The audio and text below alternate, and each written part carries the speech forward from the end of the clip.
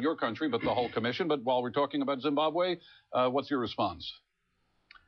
Well, Zimbabwe, in terms of its human rights record, I don't think is an exception in terms of observing human rights.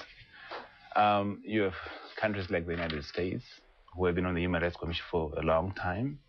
They have a solid record on human rights, and nobody talks about it. And we wonder, why in Zimbabwe? Why not the United States? We don't have any detainees in Guantanamo Bay.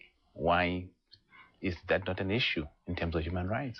Zimbabwe and other countries, do they feel that the United States is putting undue pressure on the UN to create these reforms so that the organization follows Washington's commands? The UN is an intergovernmental organization made up of 191 members. And the United States happens to be one of those 191 members. Whatever direction the UN will take would have to be determined by the member states, not by one member state.